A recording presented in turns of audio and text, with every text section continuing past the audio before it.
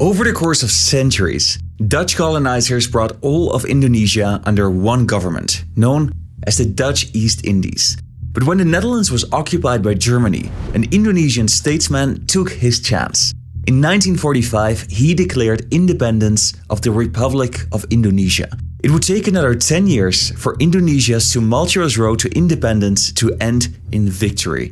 This is the Indonesian National Revolution with hindsight.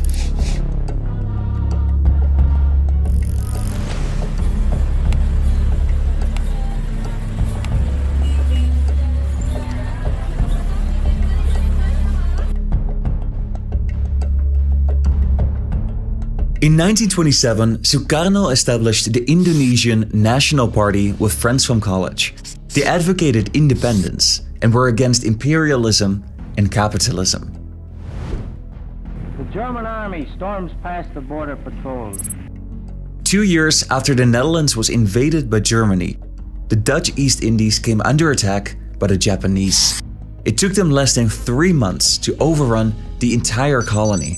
At first, they were welcomed as liberators, but that sentiment wouldn't last.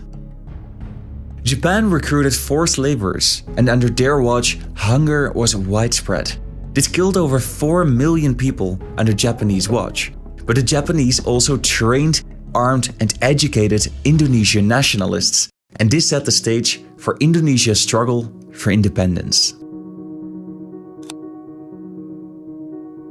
On August 17, 1945, Ahmed Sukarno and Mohammed Hatta proclaimed independence from the Netherlands, and they established the Republic of Indonesia. The Japanese surrendered a month later, and the island nation was up for grabs. The Allied forces deployed 1,000 British soldiers to maintain order on the island of Java. A month later, the Dutch sent in troops and announced that they would not negotiate with the independence leaders, but instead they offered them autonomy within the Kingdom of the Netherlands. This was unacceptable to Sukarno and Hatta, and a day later they declared war.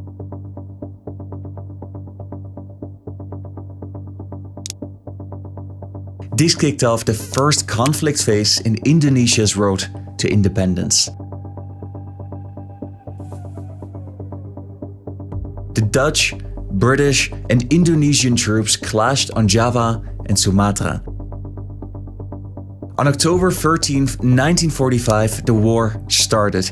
1 year and 1 day later, all parties agreed to a ceasefire. 10,000 people were killed during this conflict, and over 200,000 were displaced. In the first peace talks, the British agreed to withdraw its troops, and this was completed a few months later. The Dutch, however, did not bend. The conflict heated up again in the first months of 1947, when Dutch government troops broke the ceasefire in Sumatra and fighting intensified.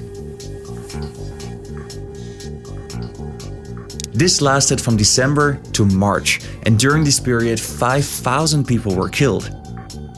The independence leaders and factions opposing the Dutch had to reorganize. The result? The United States of Indonesia. This new formation consisted of the Republic of Indonesia and the island of Borneo. But the meaning of this unification was disputed.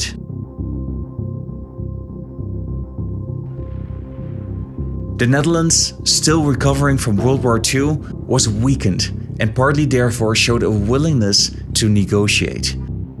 The Dutch and the Indonesians negotiated for nearly 14 months, and their peace talks culminated towards the end of 1946. Leaders from the Netherlands and the Republic of Indonesia then finally reached a landmark agreement. Both parties agreed to recognize the Republic of Indonesia, the states of Borneo, and the state of East Indonesia. The status of New Guinea was still undecided, and the status of several islands was controversial. But the Netherlands outwardly acknowledged Indonesia's de facto authority in Java, Madura, and Sumatra, and this was lauded internationally as significant progress. The reality, however, was more complicated. The Dutch and the Indonesians had deep and fundamental differences on how this agreement should be interpreted. With hindsight, we know that only very few expected this to last.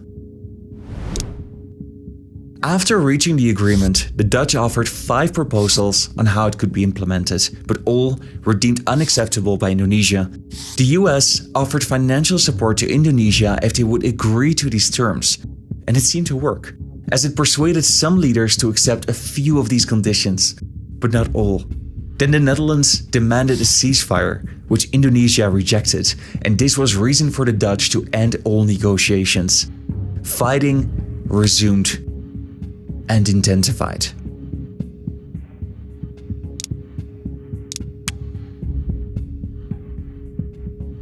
A few weeks after the conflict had reignited, governments of Australia and India brought the matter to the United Nations. They sent observers to monitor the conflict on the ground.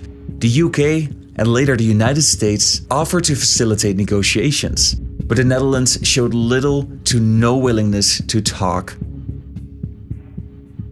In July 1947, the Dutch had resumed its military activities, and 5 months later, they signed a peace accord with the Indonesian representatives.